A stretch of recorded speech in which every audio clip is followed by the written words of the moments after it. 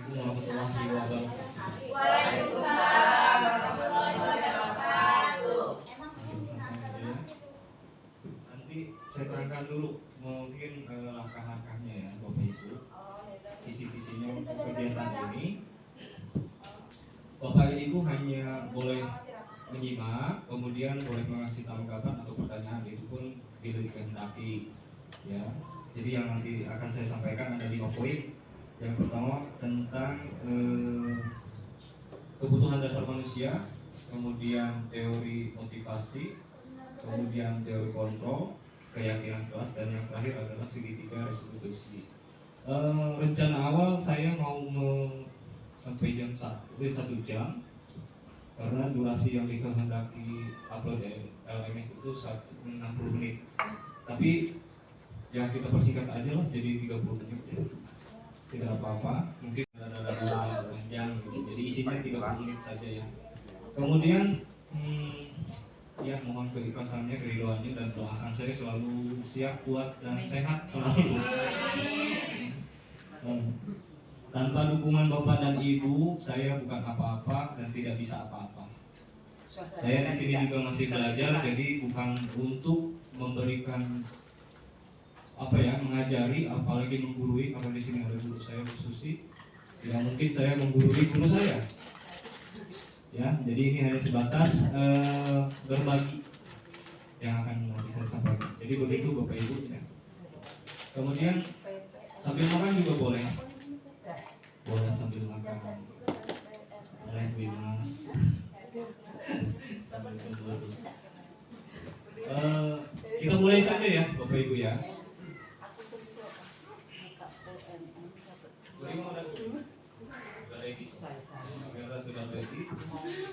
Bismillahirrahmanirrahim. Assalamualaikum warahmatullahi wabarakatuh. Waalaikumsalam warahmatullahi wabarakatuh. Baik Bapak Ibu guru yang hebat, izinkan saya perkenalkan diri. Nama saya Dede Aprianto.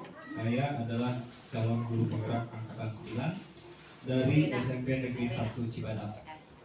Nah, pada kesempatan kali ini kita ucapkan alhamdulillahirabbil alamin dan salam semoga tercurah kepada Nabi kita Muhammad SAW beserta keluarganya, sahabatnya, dan kita semua.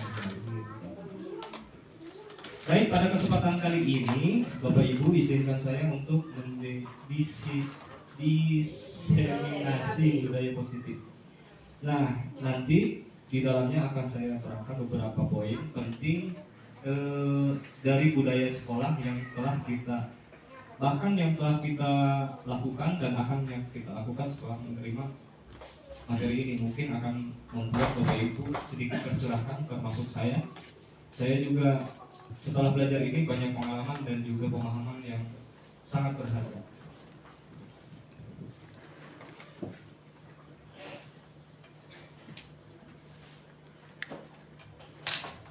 Pertama, sebelum masuk materi, ada pertanyaan dulu.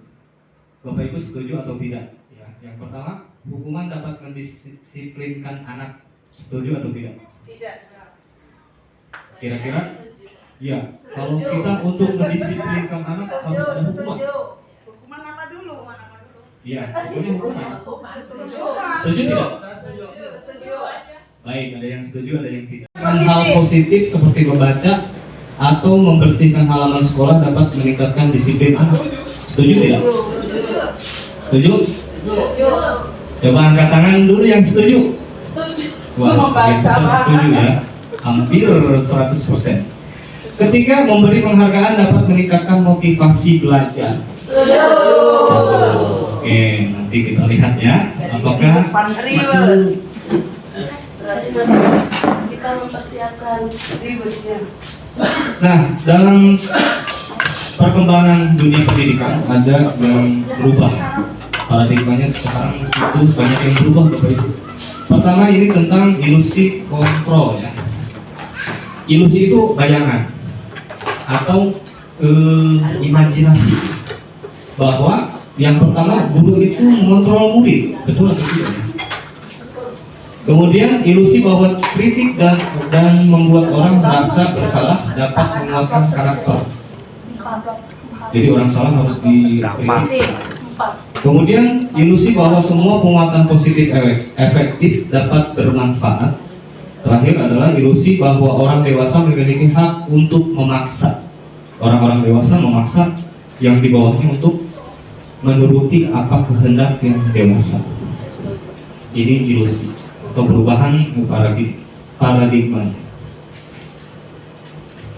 Kemudian ini nih paradigmanya, yang tadinya stimulus respon sekarang menjadi kontrol atau teori pilihan. Siapa sih yang sesungguhnya memiliki kontrol? Kalau dalam teori yang sebelumnya, kita mencoba mengubah orang agar berpandangan sama dengan kita, memaksa orang berpandangan sama dengan kita. Saya suka warna merah, Bapak Ibu suka warna apa? Biru. Tidak Iya. boleh. Saya memaksa Ibu untuk suka terhadap warna merah. Ya. Perilaku buruk dilihat sebagai suatu negatif. Anak-anak berperilaku buruk seperti misalkan coret-coret tembok atau menjahili temannya, menyembunyikan sepatu, atau yang paling terbaru adalah tangannya lebih kreatif ya. Jadi mengorek-ngorek motor temannya. Itu negatif atau bukan? Kesalahan orang lain bisa mengontrol saya. Kemudian saya bisa mengontrol orang lain. Kemudian pemaksaan ada pada saat rujukan gagal. Terakhir, metode berpikirnya itu menang atau kalah. Jadi ada yang bersalah, ada yang tidak bersalah. Kemudian ini yang teori pilihannya yang berubah itu. Yang pertama, kita berusaha memahami pandangan orang lain tentang dunia. Jadi kita itu berusaha memahami kenapa sih orang itu suka warna merah. Saya kan hijau. Kenapa ya? Nah, lebih seperti itu. Kemudian semua perilaku memiliki tujuan. Tadi anak menjahili temannya. Dia memiliki latar belakang atau dorongan. Ada alasannya. Kenapa mereka melakukan demikian? Selanjutnya hanya ada yang bisa mengontrol diri, itu Anda sendiri. Tidak ada orang lain bisa mengontrol orang lain. Kemudian kolaborasi pada konsensus menciptakan pilihan-pilihan baru. Jadi tidak ada yang menang atau gagal ya. Jadi semuanya adil, tidak ada yang menang, tidak ada yang kalah, semuanya menang. Begitu.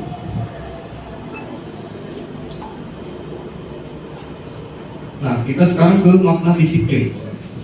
Tentang disiplin di sekolah kita ya, Bapak Ibu. Makna disiplin berasal dari bahasa Latin disciplina, yang artinya belajar. Kalau kita memakainya, disiplin itu adalah taat, berarti ya taat aturan, harus disiplin, masuk kelas jam 7 misalnya.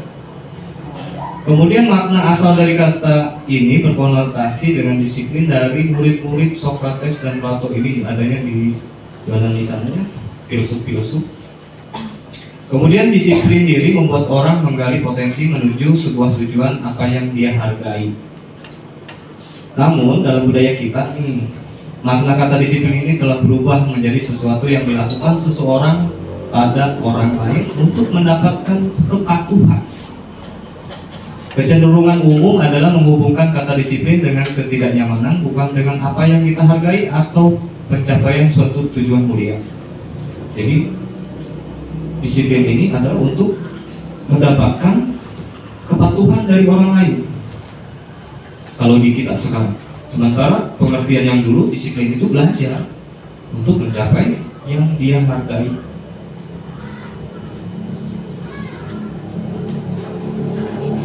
Ini tentang nilai-nilai kebajikan universal.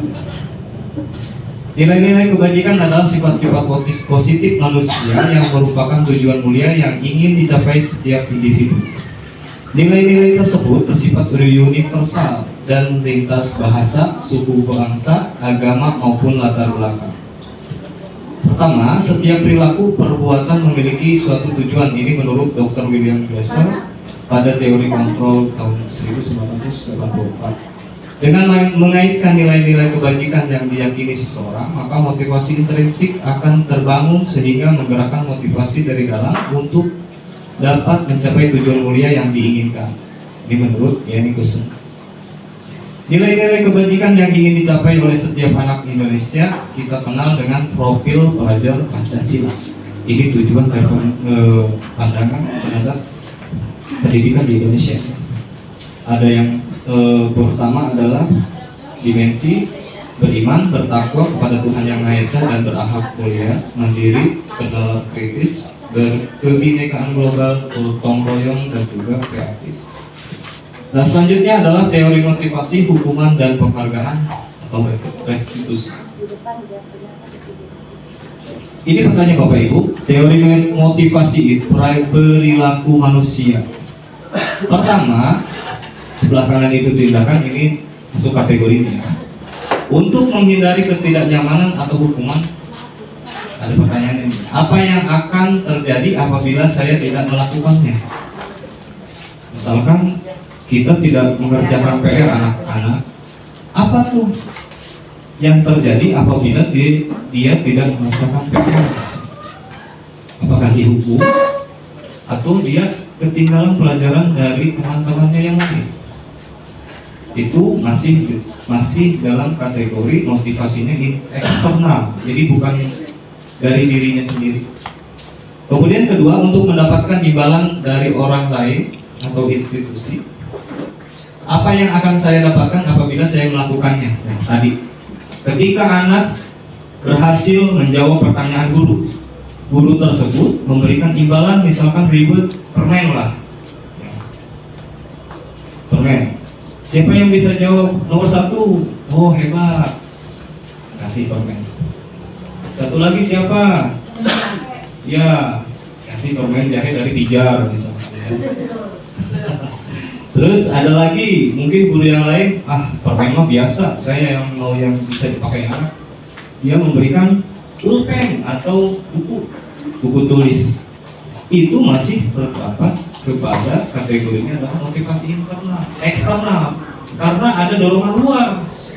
Ya, jadi ketika dia melakukan sesuatu itu harus ada imbalan dulu. Siapa yang tidak piket hari ini? Si Abu. Kenapa kamu tidak piket? Kalau kamu piket, nanti nilainya Bapak tambah. Itu juga masuk ke dalam kategori yang eksternal. Nah, yang ketiga, untuk menghargai diri sendiri, ini yang paling bagus. Saya akan menjadi orang yang seperti apa apabila saya melakukannya. Piket itu untuk apa sih? Kalau kita kaitkan dengan perilaku kita, piket itu untuk apa? Untuk kebersihan kan? Kebersihan nanti orientasinya kemana? Kesehatan. Anak-anak harus sadar bahwa kebersihan itu nanti orientasinya untuk dia sendiri, keuntungannya, bukan dorongan dari luar. Kalau tidak piket didenda 10.000. Itu dia masih takut akan denda itu. Jadi bukan lagi ingin hidup sehat atau tanggung jawab betul bulimanya, tidak seperti itu. Jadi poin yang ketiga ini yang paling bagus. Jadi tadi penghargaan kepada siswa itu baik atau tidak? Kita balikan lagi ya. Oke. Selanjutnya, ini menurut Ki Hajar Dewantara, merdeka itu artinya tidak hanya terlepas dari perintah, akan tetapi juga cakap buat memerintah diri sendiri.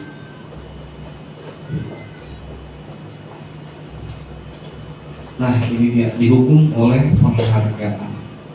Yang biasa mengasihi reward, termasuk saya, coba kita pahami ini ya, bahwa penghargaan berlaku sama dengan hukuman. Artinya meminta untuk membujuk seseorang melakukan sesuatu untuk memenuhi sebuah tujuan tertentu dari orang yang memerintah. Dan hal ini misalkan guru ya tadinya. Dorongan eksternalnya dan akan ada faktor ketergantungan. Beberapa dampak dari pemberian penghargaan ini menurut Al-Fiqh 1993. Satu, pengaruhnya adalah pengaruhnya jangka pendek dan jangka panjang. Kemudian penghargaan itu sama dengan menghukum sebetulnya. Penghargaan mengurangi ketepatan, kemudian penghargaan tidak efektif. Dan yang terakhir, penghargaan merusak hubungan. Biasanya orang yang mendapat penghargaan atau anak yang berhasil mendapatkan reward tadi, dia nanti menjadi sesuatu disebutnya kericuhan mungkin di dalam kelas. Bagaimana anak yang tidak bisa menjawab?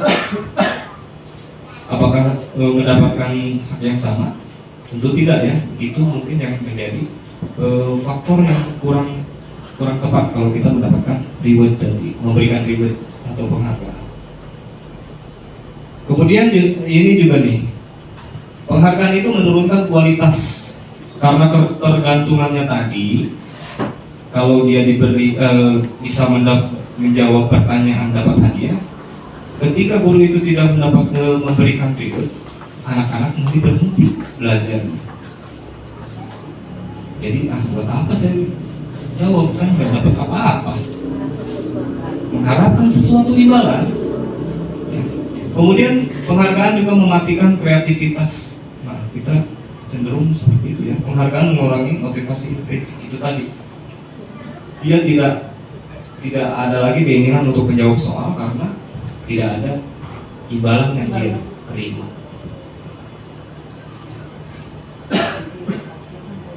Nah, harusnya mungkin bentuknya kita desain seperti ini ya. Dalam memberikan apresiasi atau pengakuan, perlu diingat bahwa beberapa hal ini.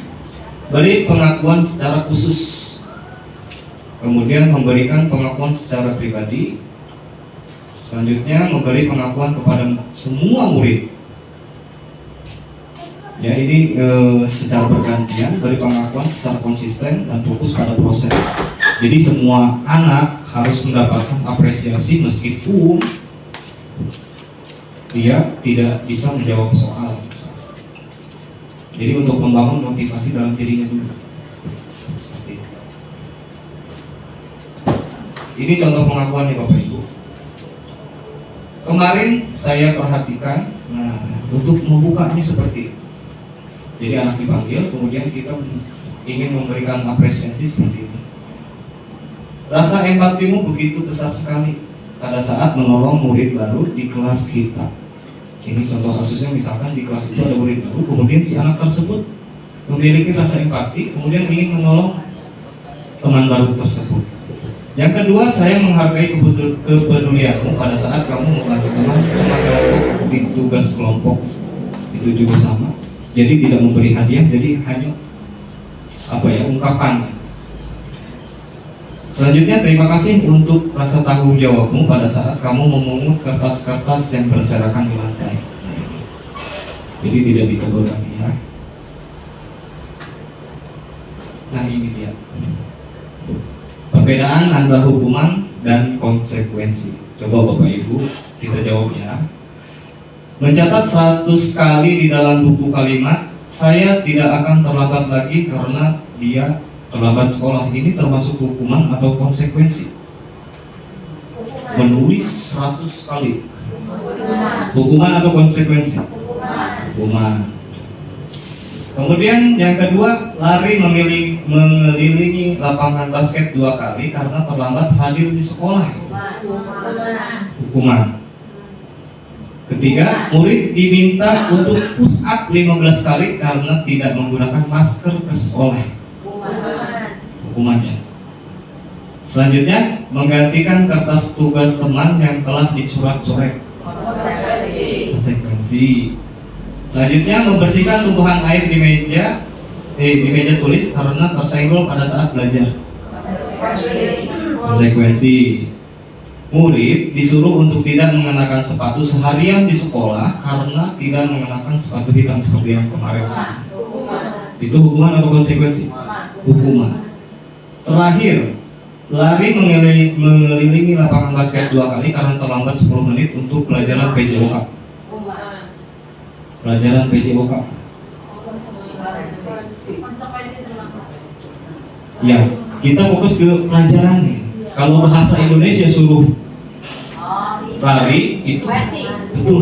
Kalau ini pelajaran PJOK biasanya ada batasan ya. Iya, betul. Coba kita lihat cocokan jawabannya ya. Nah, betul. Jadi Bapak Ibu sangat memahami betul apa perbedaan hukuman dan konsekuensi. Kalimat terakhir yang penting. Iya, betul. Jadi ada di bagian akhir ini pelajaran PJOK. Iya, betul. Mungkin kalau pelajaran agama bisa dengan menulis atau ya baca doa sendiri gitu ya, secara mandiri. Karena dia terlambat maksudnya tidak mengikuti doa bersama. Baik, ini perbedaan hukuman dan konsekuensi yang kedua. Ini sifatnya hukuman itu sesuatu yang menyakitkan harus terjadi. Ketika anak dihukum tidak mengenakan sepatu 1 hari, kira-kira apa yang terjadi pada anak tersebut? Karena dia tidak memakai sepatu hitam misalkan, seperti kemarin lah. Kan musim hujan ya, anak-anak dengan alasan sepatu yang hitamnya basah Pak, jadi saya pakai yang warna lain. Ada sandal. Kira-kira iya betul pakai sandal. Kira-kira kalau kita memberikan hukuman itu efek apa yang dialami si siswa tersebut? Menyakitkan tidak? Dari fisik mungkin iya menyakitkan karena harus berjalan di sana kan banyak kerikil ya. Atau juga bisa terluka mentalnya ya, karena dia nanti akan merasa malu seharian tidak memakai sepatu kan lumayan malu ya. Jadi nanti dia mendapatkan apa ya? Ya ejekan dari teman dan sebagainya. Kemudian anak membenci kedisiplinan, betul tidak sih? Di kita banyak sekali ya pelanggaran disiplin peraturan sekolah itu ya. Jadi kalau kita memberikan hukuman, anak itu nanti maka apa sih? Gini doang gitu. Besoknya pakai lagi. Besoknya langgar lagi. Kamu cuman kecil, menurut dia itu tidak ada efek apa-apa. Kemudian ini juga sifatnya menjadi paksaan. Ya, jadi anak harus pakai sepatu hitam, tidak ada terkecuali. Itu sifatnya memaksa. Kemudian konsep diri yang buruk, nanti anak juga cenderung lebih memiliki sifat yang pendendam ya. Jadi benci dia terhadap yang memberikan hukuman itu, dia memiliki sifat benci tadi.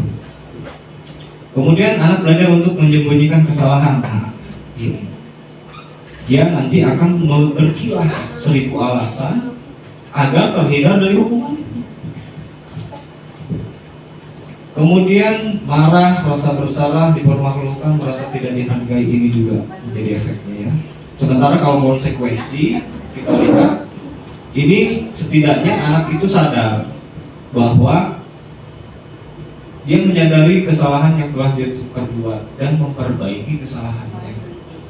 Jadi tidak lagi dihukum, dia tidak merasa tidak dihargai, dia tidak merasa tidak dimanusiakan, ya. Jadi dia tidak merasa marah karena memang sudah konsekuensinya begitu. Tanggung jawab, menumbuhkan rasa tanggung jawab siswa. Nah ini restitusi, Bapak Ibu pernah dengar ya restitusi? Pernah. Restitusi ini adalah proses menciptakan kondisi bagi murid untuk memperbaiki kesalahan mereka, sehingga mereka bisa kembali pada kelompok mereka dengan karakter yang lebih kuat. Restitusi juga merupakan proses kolaboratif yang mengajarkan murid untuk mencari solusi untuk masalah mereka dan membantu murid berpikir tentang orang seperti apa yang mereka inginkan. Ini menjadi tujuan mulia ya, dan bagaimana mereka harus memperlakukan orang lain. Ini menurut Bersan. Nah, ini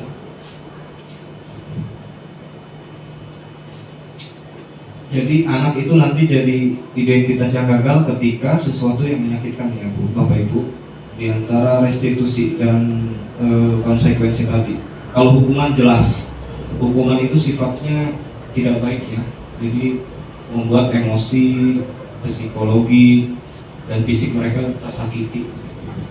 Bedanya dengan restitusi, Restitusi ini merupakan pilihan, kemudian menguatkan untuk murid anak dalam jangka waktu panjang, korban mendapat ganti rugi.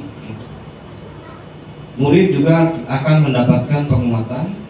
Yang terakhir, masalah itu bisa terpecahkan ya. Jadi tidak ada lagi tadi menang kalah, tidak ada. Jadi semuanya dapat mendapatkan perlakuan yang sama dengan melihat kondisi atau peristiwa yang mereka alami.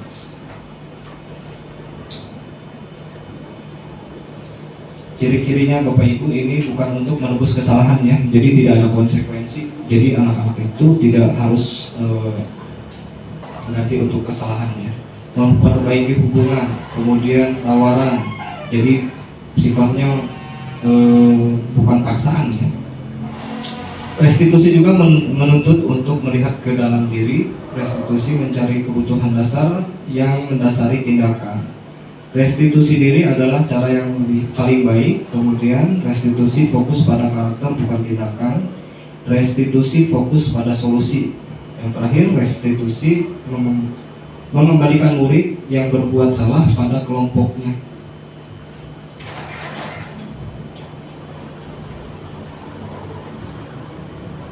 Nah, selanjutnya ini adalah keyakinan kelas. Bapak Ibu sudah ada keyakinan kelas di kelasnya masing-masing? Belum ya. Saya juga ada yang belum. tidak ditempel. Oh, tidak didokumenkan begitu. Ya, masing-masing biaya teh. Iya, seperti itu. Coba kita lihat dulu apa sih keyakinan kelas. Kenapa tidak peraturan saja? Mengapa harus keyakinan kelas? Bedanya nanti apa ya? Keyakinan dengan peraturan. Mengapa kita memiliki peraturan harus menggunakan helm bila mengendarai sepeda kendaraan roda 2, sepeda motor? Kenapa Bapak Ibu? Bapak Ibu yang pakai sepeda motor pakai helm ya? Iya. Itu kenapa? Iya betul. Kalau beliau tanpa sepeda motor pakai helm juga. Maksudnya apa? Takut polisi ditilang. Ada lagi? Keamanan, melindungi kepala atau keselamatan. Melindungi dari panas juga. Nah, baik. Jawaban untuk kenapa sih pakai helm? Ada dua alasan tadi ya. Yang satu takut ditilang, yang satu lagi karena keselamatan lah ya. Ya, kalau yang takut polisi itu termasuk ke dalam motivasi yang eksternal, karena ada sesuatu yang nanti terjadi pada saya nih, orang lain nanti bisa menilang saya nih polisi. Jadi motivasinya bersifat eksternal. Ketika menjawab untuk keselamatan, takut matahari, takut ketiban ini apa namanya, betul, jadi melindungi dari debu dan sebagainya, itu termasuk ke dalam motivasinya karena untuk diri sendiri. Kemudian mengapa kita memiliki peraturan 3M, menggunakan masker, mencuci tangan dan menjaga jarak 1,5 meter ini terjadi di COVID kemarin ya? Itu kenapa? Untuk menjaga kesehatan. Betul, untuk menjaga kesehatan. Mentaati aturan juga. Mentaati aturan. Ada lagi tidak? Kalau jawabannya mentaati aturan, karena pemerintah mengajukan seperti itu. Nanti masuk eksternal ya. Kalau internal tadi untuk keselamatan, takut saya terpapar COVID. Ya, betul, itu motivasinya ada di internal. Terakhir, mengapa kita memiliki peraturan harus datang tepat waktu pada saat mengikuti pelatihan seperti tadi? Bapak Ibu datang jam berapa? Jam 8. Ada yang jam 7, ada yang setengah 9. Kenapa sih harus datangnya tepat waktu? Tidak ketinggalan materi. Terus ada lagi nggak alasannya kenapa nih harus datang tepat waktu? Pulangnya kita lagi tepat waktu. Iya, memang. Biar pulangnya tepat juga. Ada lagi tidak? Sesuai informasi. Ada lagi tidak? Malu kalau telat ditegur Pak Kepala Sekolah misal. Atau ada motivasi lain kayak Bedawi pengen cepat ketemu saya? Ya, baik. Motivasi itu, Bapak Ibu, iya, yang tadi yang takut dimarahi kepala sekolah, tidak enak kepada orang lain yang nunggu, takut pematerinya udah datang duluan, itu termasuk ke eksternal.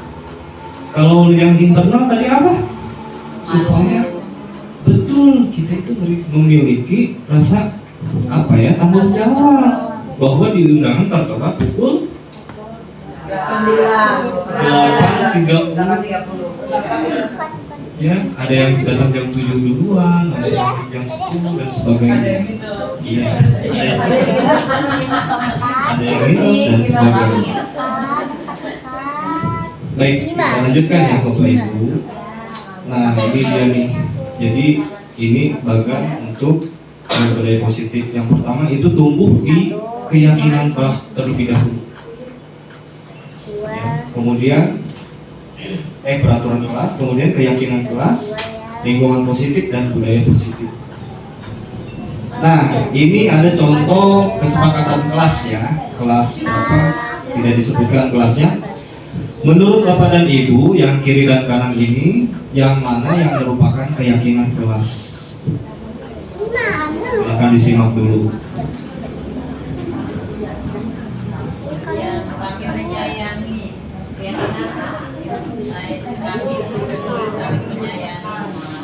Yang sebelah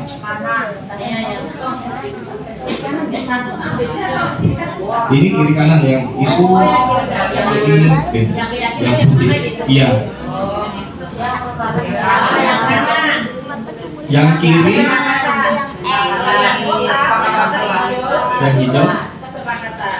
yang hijau kesepakatan, yang kanan keyakinan kelas. Aku yang kanan, yang tanpa warna keyakinan. Iya, kemudian yang kiri. Kesepakatan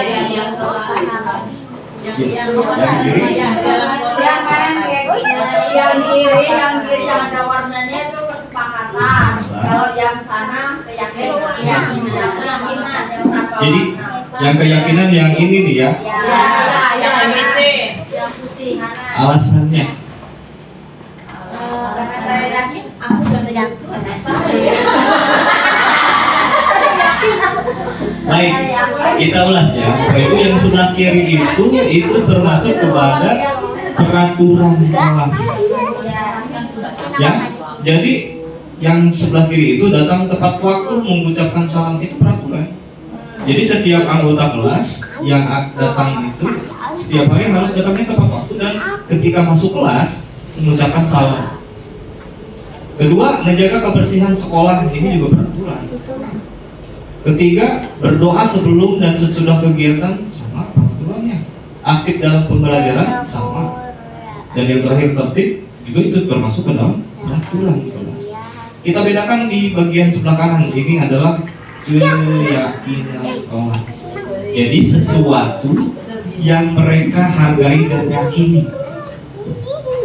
Pertama, keyakinan kelasnya adalah kami guru dan murid yang saling menyayangi. Yakin kan kita saling menyayangi ya? Betul tidak? Betul. Kalau kami marah kan kami sayang. Betul. Walaupun kami dari sayang kalian. Saya. Ungkapan sayang guru kepada murid itu ya dengan marah. Iya, Bapak marah karena sayang ke kamu loh. Bapak tidak ingin kamu begini. Ya, betul ya? Sebagai rasa kasih sayang. Betul. Saya kalau memarahi anak, takut dikira marah dan benci, saya mengawalinya dengan itu. Bapak marah-marah bukan benci ke kamu. Bapak itu sayang. Bapak itu perhatian ke kamu. Sambil di dalam dada lumayan. Sambil senyum loh ngomongnya juga ya. Sambil senyum. Nah sini, kamu tadi kenapa terlambat atau manjat temboknya di belakang kelas saya itu sangat rawan. Ada beberapa anak yang kemarin loncat ke sana. Saya panggil kan ya. Nah, sini Kasep. Enggak ya. Iya. Saya panggil. Saya sebutin aja namanya, ada Restu, ada ya. Sini Kasep. Soalnya Peter bagus. Saya ajak ngobrol dulu. Kamu waktu hari itu Bapak tadi dengar ngucap agar ya? Ya Pak. Coba yang baru. Pegang rumput gitu ya. Kenapa ngucap? Karena dia ada alasan lah untuk menghindari apa namanya Bu Haji Sri sebetulnya. Untuk menghindari itu, jadi dia loncat gitu ya. Motivasinya untuk menghindari Bu Haji Sri. Terus coba sini, kamu ya ganteng. Kalau kamu kesana, kira-kira nih kalau pagarnya runtuh, kira-kira kalau runtuhnya itu ke badan kamu, apa yang terjadi? Badan saya Pak mungkin terluka katanya ya. Iya betul. Terus seharusnya gimana? Seharusnya Pak izin dulu sama Bu Haji katanya. Ini saya enggak, jadi takut aja Pak. Jadi kalau barangnya ke sana, Padahal Bu Haji kan tidak ya, Bu Haji ya hanya memanggil, kemudian dia ikut pelajaran membaca itu ya. Itu motivasinya. Sementara ada satu lagi si Majid. Ini yang lebih unik. Majid juga sama, tapi alasannya bukan menghindari apa-apa. Dia alasannya hanya ikut diajak oleh teman-temannya gitu. Ke sana kan, di sana ada taman, kebun-kebun gitu ya. Sampai rusak kebun orang. Saya tanya, saya Udah panggil. kita tukeran tempat. Udah sebentar sampai Di banyak. sana saya menanyakan langsung, Majid kamu ingin jadi orang seperti apa? Karena dia anak yatim, maaf, jadi Sampai banyak pun. ayahnya sudah tiada. Berarti ayo. Saya tanya, kamu sudah pernah berbakti belum sama orang tua kamu? Kok jadi kakek semua sih? Dia tidak menjawab, dia merenung. Terus kira-kira kalau bapak kamu tahu anaknya kabur, anaknya tidak sekolah, anaknya jadi pelanggar hukum, gimana perasaannya? Diam Bu. Gak lama air matanya terurai sampai nangis. Majid betul. Jangan melihat yang putih. Jadi di sana saya tidak menekankan apa ya namanya memberikan hukuman. Jadi lebih kepada menanyakan dulu nih keyakinan dia itu apa sih yang akan terjadi ketika dia melakukan itu. Udah. Biarkan dia banyak. Biarkan dia banyak. Contoh yang lain, Sampai dia banyak dulu. kami murid yang semangat belajar atau kami murid yang peduli dengan teman. Ini sama dengan kasus pembulian ya. Yang ketiga, jadi mereka itu yakin bahwa di antara murid-murid itu saling peduli, tidak ada yang saling mencaci, memaki, apalagi yang menyakiti. Jadi yakin sesuatu yang apabila kita lakukan akan menyakiti orang lain. Contoh tadi, misalkan pukul, bagaimana nanti pukulan itu berdampak apa pada orang lain? Itu harus mereka Ada yakin. sampai latih tangan. Latih tangan. Kita lanjut ya Bapak Ibu ya, masih semangat kan ya? Masih dong. Semangat. Oke, selanjutnya adalah kegiatan penerangan pada keyakinan kelas menggunakan tabel T dan Y. Kita tunggu dulu. Di sebelah kanan itu ada keyakinan kelasnya, ini menggunakan tabel Y dan juga tabel T.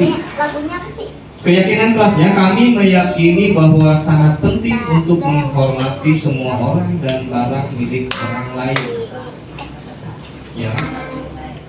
Kemudian yang kedua, bekerja. Kami meyakini bahwa sangat penting untuk mengerjakan segala pekerjaan atau mengikuti kegiatan yang telah ditugaskan. 3. Diterima dan dimiliki. Kami meyakini bahwa sangat penting untuk merasa diterima pada suatu kelompok dan saling peduli satu sama yang lain. Ini kalau dilihat dari tabel Y, Bapak Ibu. Aku lihat lagunya. Apa sih? Tabel Y itu yang terdengar kira-kira dari 3 kesepakatan dari keyakinan kelas itu yang mana yang terdengar bisa dikategorikan pada yang terdengar.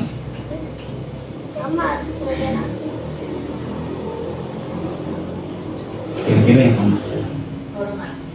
Yang Hormat ya. Terdengar tidak? Mati.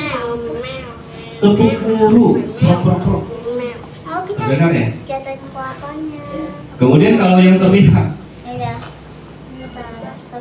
yang keyakinannya bisa kita lihat itu hasilnya. Apa dong? Oh, lagi. Yang bekerja. Sementara yang perilaku Game untuk melatih tangan. diterima dalam peneliti jadi seni peneliti yang Ya. sementara tabel T-nya itu hormat, bekerja dan terima, jadi seperti ini. Ini ada batas ya. Tampak seperti dan Oke, ayo. tidak tampak ya, itu bekerja. Oke, ayo, Dan ayo, seni. ayo, cepat. Ning, tong, cang, ning, tong, ning, Nah, selanjutnya nong. misalkan suatu kelas akan membentuk peraturan keyakinan kelas dengan Kayak bola ya. menyebutkan terlebih dahulu kelas yang seperti apa yang mereka inginkan. Mungkin agak bosan dikit. Jadi biasanya kalau saya kemarin itu Tapi ini cocok. curah pendapat dulu, jadi ditanya satu-satu ada 30 orang misalkan ya, ditanya kelas impian apa yang kamu inginkan. Atau yang ini. Jadi anak mengerjakan seperti itu tuh, post-it, jadi ditempel. Yang mana yang Nah, putih? ini beberapa peraturan atau kelas yang mereka Kayak idamkan. yang ini ya. Selalu kembalikan buku ke tempatnya. Kayak gini tadi. Di peraturan ya. Ingin gini. Jadi ketika anak sudah baca di pojok baca, biasanya anak itu harus mengembalikan buku ke tempat asal. Oke. Kemudian dilarang mengganggu orang lain. Jelas. Iya. Kita tidak boleh hadir di sekolah 15 menit sebelum pembelajaran dimulai. Dilarang melakukan kekerasan, dilarang menggunakan narkoba bergantian atau menunggu giliran, gunakan masker, jangan berlari di kelas atau koridor. Nah, dari peraturan kelas ini, kalau kita akan ubah menjadi keyakinan kelas, di sebelah kiri itu kan masih kata-kata yang konotasinya negatif ya. Dilarang. Kita kayaknya Itu pasti negatif. Ketika kita akan menggunakan membuat keyakinan keras, kita rubah yang tadi negatif itu menjadi kalimat positif. Contohnya seperti ini, Bapak Ibu. aku mau. Tadi kamu. Oh enggak kan aku. Kamu tabrak.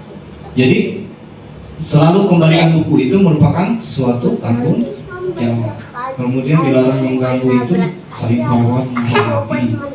Hadir 15 menit sebelum belajar itu menghormati orang lain dan Aku berkomitmen. ceritanya lagi lihat. Dilarang melakukan kekerasan, itu keselamatan dengan menghargai orang lain. Dilarang menggunakan Tapi narkoba nggak boleh itu kaitannya pencet dengan yang kayak kesehatan. Bergantian atau menunggu giliran itu menghormati orang lain. Bersabar, kemudian menggunakan masker itu kesehatan dan keselamatan. Jangan berlari di koridor, itu menggunakan keselamatan dan keamanan. Ini banget. Apa? Nih lihat ya.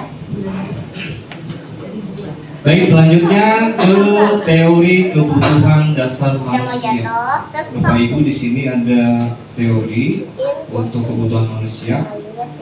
Coba yang Pertama, kebutuhan untuk bertahan hidup atau survival ya. Kedua, kasih sayang dan rasa diterima. Tiga, kebebasan. Empat, kesenangan. Dan lima, penguasaan atau power. mau. Oh, ambil lagi. Tiket. Baik, kalau kita lihat bagian di sini. Dua ya. Hah? Kok sekali? Kita bandingkan dengan identitas gagal, berhasil sukses, dan beralih sukses. Ini kontrolnya ya, Bapak Ibu. Guru itu berperan misalkan menghardik, menunjuk-nunjuk, menyakiti, dan menyindir. Gak bakal. Ini adalah sifat guru yang menghukum. Ya. Iya, Kemudian pembuat merasa bersalah, berceramah dan mengadakan seharusnya ibu kecewa misalnya. Ibu kecewa, kamu tidak mengerjakan PR, padahal ibu berharap kamu mengerjakannya. Ibu udah capek-capek loh ngajar kamu seharian tidur aja di kelas. Itu membuat mereka merasa bersalah. Kemudian ini aja nih yang terakhir ya, hasilnya ya. Hasil dari yang penghukum itu sudah saya jelaskan tadi, jadi membuat anak itu merasa terintimidasi. tidak berkebebasan, tidak memiliki dihargai oleh gurunya sendiri, ya.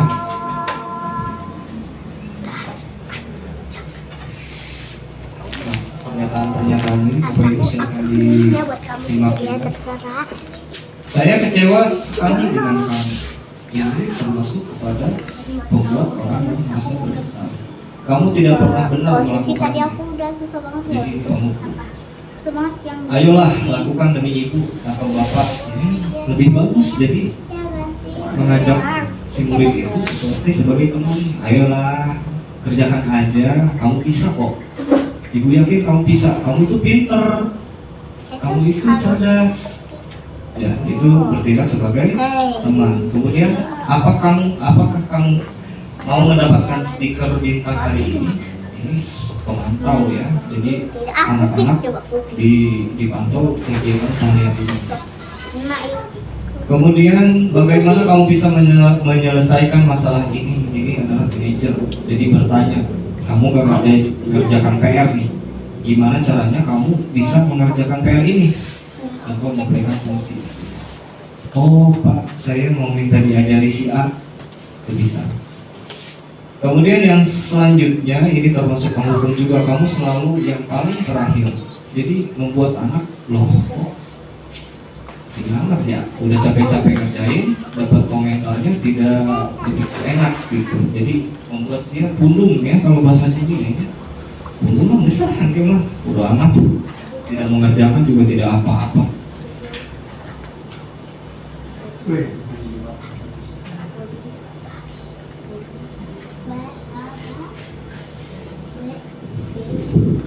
Baik, ini untuk menstabilkan identitas anak-anak seperti ini Bapak Ibu.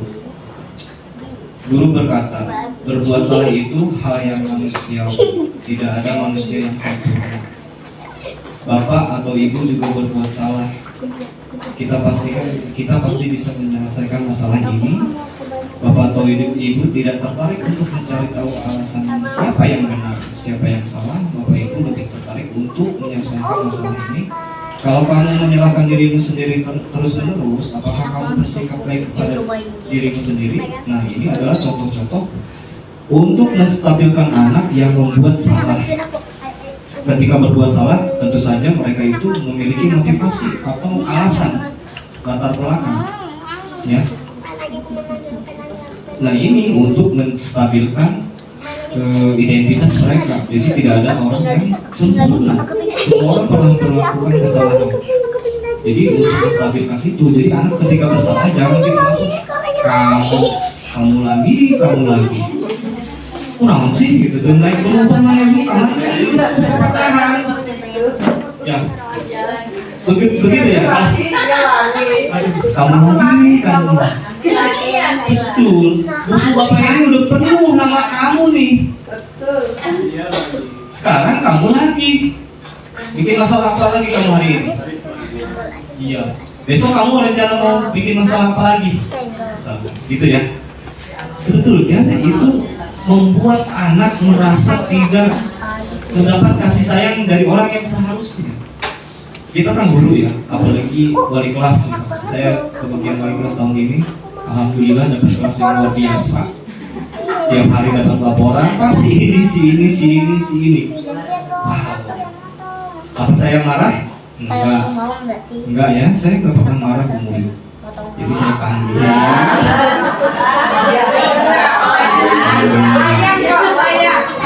Iya, saya sayang kok sama murid-murid saya sayang semua. Semua yang saya ajar di kelas tidak ada yang benci saya gitu ya, takut kepada saya tidak ada. Jadi saya ketika ada anak yang melakukan pelanggaran atau berbuat yang tidak seharusnya, saya panggil dulu. Saya tidak buat dia merasa bersalah. Kamu lagi, bosan anak bapak. Udah itu masalah yang bisa kamu buat. Tidak seperti itu, jadi saya panggil, nak, sini nak. Sini bapak mau bicara.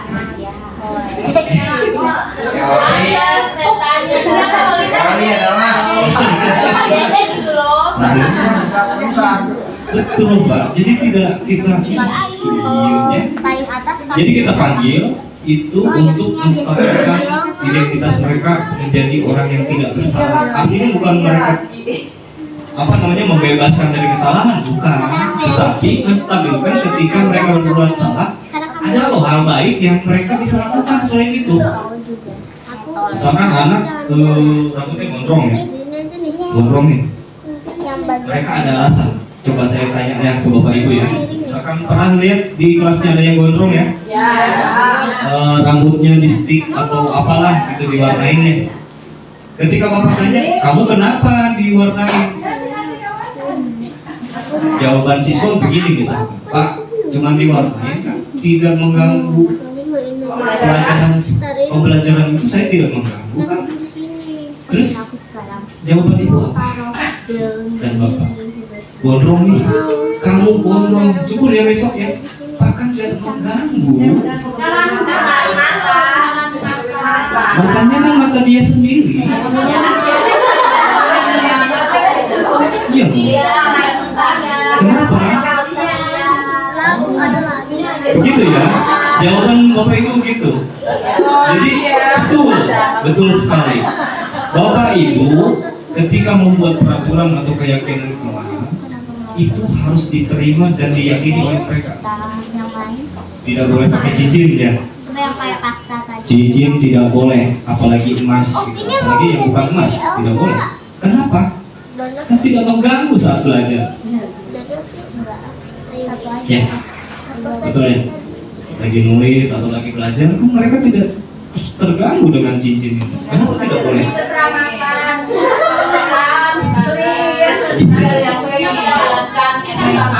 Betul.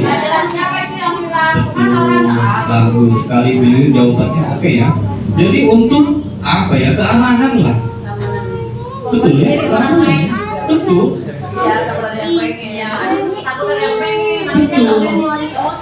Iya. Jawabannya tepat ya. Jadi kita membuat peraturan dan keyakinan kelas harus berdasarkan yang mereka yakini dan menghargai. Rambut tadi belum terjawab nih, kenapa? Menghalangi gitu ya. Jadi harus mereka terima. Ada aturannya itu. Tidak boleh gondrong. Kita kan sebagai siswa Harus selayaknya menjadi pelajar gitu ya. Ada aturan apa kita drama Korea di Garono. Nah, kan coba itu Bu Susi. Orang Korea juga gondrong-gondrong pintu-pintu.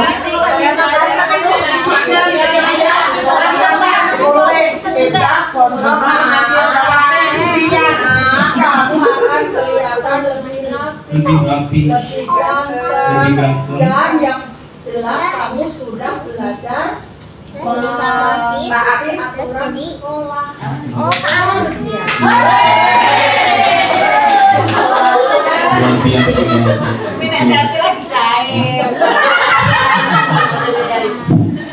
Saya sering dapat pertanyaan seperti itu. Kalau misalkan nih di sekolah kita kan siswa pakai sepatu hitam ya. Betul ya? Kenapa harus hitam? Enggak sekalian putih aja, kan sama aja sepatu. Kotor kan yang cuci ibunya sendiri. Tidak ada di sekolah gitu. Gimana Bu Susi? Seperti kemarin kan kasus anak apa di bulan A berfoto dengan anak-anak SMA 2. Abang itu nggak boleh gitu, saya foto dengan sekolah lain. Betul. Pertanyaannya juga seperti itu ya Bu ya. Jadi kenapa tidak boleh? Apa yang keyakinan mana yang mereka langgar? Betul. Mereka sekarang jangan salah ya ibu-ibu, bapak-bapak. Anak kita itu pintar kritis sekali.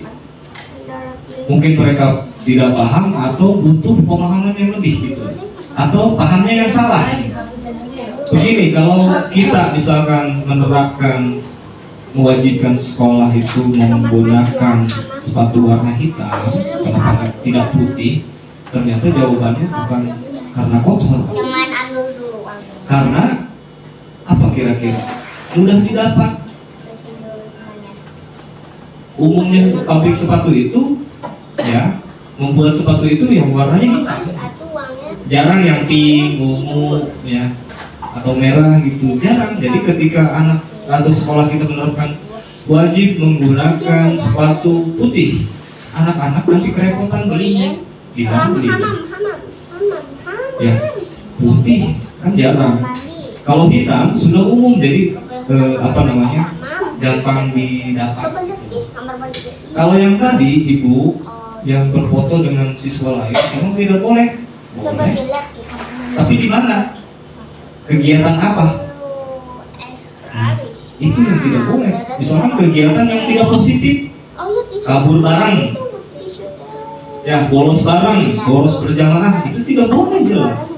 Tapi kalau ketika mereka sedang berfoto di festival kreasi siswa, boleh kan ya? Boleh tidak? Dengan sekolah lain silahkan, tapi tetap dalam norma dan etika bangsa kita ya. Seperti itu Bu. Jadi bukan tidak boleh, tapi dalam konteks apa, dalam kegiatan apa, begitu. Gitu ya Bapak Ibu ya. Kita lanjut ya. Kemudian ini memvalidasi kebutuhannya. Nah, ketika anak berbuat salah, kita tanyakan seperti ini. Kamu bisa saja melakukan hal yang buruk, tapi kamu tidak melakukannya kan? Ketika anak misalkan bolos tadi, mungkin kamu selain bolos bisa saja merokok atau narkoba atau kenakalan yang lain. Tapi kenapa kamu tidak melakukannya? Begitu. Kamu pasti punya alasan mengapa melakukannya. Nah, ini juga sama. Dia mungkin bolos itu memiliki alasan, entah itu eksternal ataupun internal tadi ya. Ketika anak bolos, alasannya misalkan di kelasnya juga nggak ada guru, betul, di kelasnya juga nulis aja, atau di kelasnya juga ada orang yang sering melakukan kekerasan terhadap dia. Kita kan tidak tahu. Ada alasan dibalik mereka itu melakukan bolos di kantin aja, atau tidur di musola, atau tidur di UKS. Itu ada alasannya. Kenapa mereka seperti itu? Ya mungkin tadi gurunya yang maaf ya membosankan, mungkin dia tidak suka pelajarannya, atau di kelasnya ada orang yang dia tidak sukai, banyak ya. Kemudian ini menanyakan keyakinannya. Nah, ketika anak sudah berbuat salah, kita memvalidasi kesalahannya. Kemudian yang selanjutnya adalah ini menanyakan nilai yang mereka yakini atau mereka langgar ya. Baik, ini sesi terakhir Bapak Ibu. Di inversi ini anak-anak setelah melakukan validasi tadi, kemudian menanyakan keyakinan kelas, kita memberikan solusinya ya. Jadi solusi untuk mereka yang gemar sekali bolos di jam pelajaran. Misalkan bolosnya itu karena di kelasnya ada siswa yang dia tidak sukai. Kira-kira menurut Bapak Ibu, langkah apa yang kita bisa lakukan untuk mengatasi hal tersebut? Anak nih sering keluar, bahkan tidak balik lagi ya. Kemudian ditanya, saya tidak suka di kelas saya ada si itu. Kira-kira sih kita sebagai guru apa yang harus kita lakukan? Karena anak yang sering keluar itu karena dia punya pacar di kelas lain. Nah, bisa seperti itu Bu. Lihat kelasnya dia udah ini senang. Nah, itu kita sebagai guru harus bagaimana ya menangani siswa kita yang seperti itu, yang keluar kelas. Betul. Saya juga kan ngerasain gitu ya. Pokoknya lihat dari jauh aja ya. Betul. Lihat dari jauh udah keringetan. Disebutkan juga. Iya. Betul. Disebutkan orang lain. Iya, kita sebagai guru harus bagaimana untuk mengasih solusi seperti itu? Apakah di satu kelas kan saja atau bagaimana? Ya. Nah, kalau satu kelas makin bahaya. Bisa terjadi yang betul. Dinasehati dulu ya, kenapa kamu seperti ini, jadi kamu punya alasan ini. kamu bisa berbuat baik, selain ini bisa gitu. Jadi diyakinkan lagi. Begitu ya Bapak Ibu ya. Mungkin cukup sekian Bapak Ibu yang saya sampaikan. Terima kasih waktunya. Semoga yang saya sampaikan bisa bermanfaat. Mungkin nanti minggu depan ya, hari Senin mungkin Bapak Ibu mulai merancang keyakinan kelas masing-masing. Jadi caranya seperti tadi. Ada yang sudah ya, Bu Ima sudah, mungkin Bu Yuyun tulis belum. Nanti mulai membuat keyakinan kelas. Kenapa sih harus keyakinan kelas tadi? Mereka harus punya apa yang mereka percayai, kesadaran diri sendiri dan mereka hargai. Terima kasih. Wassalamualaikum warahmatullahi wabarakatuh.